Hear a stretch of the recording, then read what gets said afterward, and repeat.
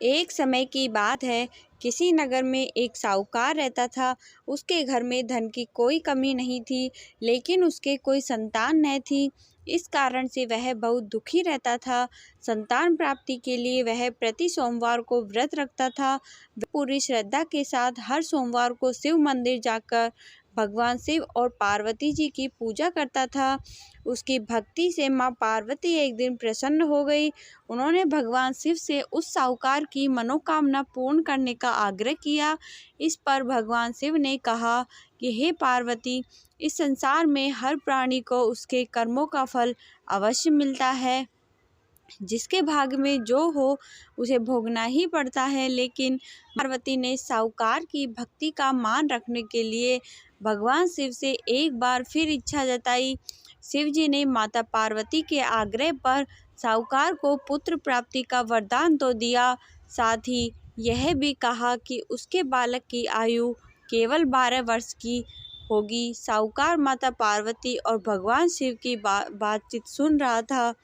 उसे भगवान के इस बात से ना तो खुशी थी, ना ही दुख हुआ। वह हमेशा की तरह शिवजी की पूजा करता रहा। कुछ समय बीत जाने के बाद साहूकार के घर एक पुत्र का जन्म हुआ। जब उस बालक की उम्र 11 वर्ष हुई तो उसे पढ़ाई के लिए काशी भेज दिया गया। साहूकार ने पुत्र के मामा को बहुत सारा धन देकर उसे काशी विद्या प्राप्ति के लिए ले जाने को कहा। साथ ही मार्ग में यज्ञ करते हुए जाने का आश्वासन दिया। साथ ही यज्ञ स्थल पर ब्राह्मणों को भोजन कराने और दक्षिणा देने को भी कहा। दोनों मामा भांजे साहूकार के निर्देश अनुसार यज्ञ कराते और ब्राह्मणों को दान दक्षिणा देते काशी की ओर चल पड़े।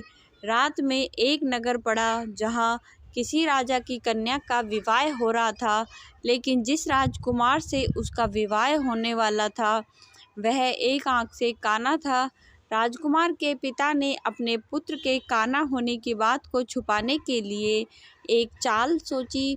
साहूकार के पुत्र को देखकर उसने सोचा कि क्यों ना इस लड़के को दूल्हा बनाकर राजकुमारी से विवाह करा दूँ।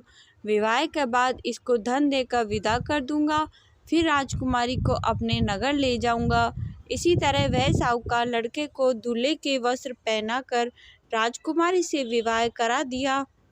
लेकिन साहूकार का पुत्र ईमानदार था, उसे यह बात अच्छी नहीं लगी। उसने मौका मिलते ही राजकुमारी की चुन्नी के पल्ले पर लिख दिया कि तुम्हारा विवाह तो मेरे साथ हुआ है, लेकिन जिस राजकुमार के साथ तुम्हें भेजा जाएगा वह एक आंख से काना है। मैं तो काशी पढ़ने जा रहा हूँ। जब राजकुमारी ने चुन्नी पर लिखी बातें पढ़ी तो उसने अपने माता पिता को यह बात बताई। फिर राजा ने अपनी पुत्री को विदा नहीं किया, बारात को वापस लौटा दी गई। दूसरी ओर मामा के साथ साहूकार का पुत्र काशी पहुंचा। वहां जाकर उन्होंने यज्ञ किया। जब लड़के की आयु 12 वर्ष की हो गई, उसी दिन यज्ञ रखा गया। लड़के ने इस दौरान अपने मामा से कहा कि मेरी तबीयत कुछ ठीक नहीं लग रही। मामा ने उसे अंदर जाकर सो जाने को कहा। शिवजी के वरदान के अनुसार कुछ ही देर में उस बालक ने प्राण निकल गए। भांजे को मृत देख उसके मामा ने विलाप शुरू कर दिया। संयोगवश उसी समय शिवजी और माता पार्वती उधर से गुजर रहे थे। पार्वती ने भगवान से कहा, स्वामी, मुझे किसी के रोने के स्वर सहन नहीं हो रहे, कृपा कर आप इस व्यक्ति के कष्ट को दूर करें। जब शिवजी उस मृत बालक के समीप गए तो बोले कि यह उसी साहूकार का पुत्र है जिसे मैंने 12 वर्ष की आयु का वरदान दिया था। अब इसकी आयु पूर्ण हो चुकी है। लेकिन मातृभाव से विभोर माता पार्वती ने कहा कि हे महादेव, कृपा कर इस बालक को और आयु दे दें, अन्यथा इसके वियोग में तड़प तड़प कर इसके माता पिता भी मर जाएंगे। माता पार्वती के इतने आग्रह पर भगवान शिव ने बालक को जीवित होने का वरदान दिया। शिव जी की कृपा से उस लड़के का पुनः जन्म हुआ। इस तरह शिक्षा समाप्त कर लड़का मामा के साथ अपने नगर की ओर वापस निकल पड़ा। दोनों साथ चलते हुए उसी नगर में पहुंचे जहां लड़के का विवाह हुआ था। राजा ने लड़के को वहां पहुंचते ही पहचान लिया। फिर महल में ले जाकर उसकी खूब खातिरदारी की और अपनी पुत्री को विदा किया। इधर भूखे प्यासे रहकर साहूकार और उसकी पत्नी अपने बेटे की प्रतीक्षा कर रहे थे। उन्होंने अपने बेटे की मृत्यु का समाचार मिलने पर स्वयं प्राण त्याग देने का प्रण कर रखा था, परंतु अपने बेटे के जीवित होने का समाचार पाकर वह बेहद प्रसन्न थे। उसी रात भगवान शिव ने साहूकार के स्वप्न में आकर कहा, हे श्रेष्ठी, मैंने तेरी भक्ति भाव और व्रत कथा सुनने से प्रसन्न होकर तेरे पुत्र को लंबी आयु का वरदान दिया है। ओम नमः शिवाय।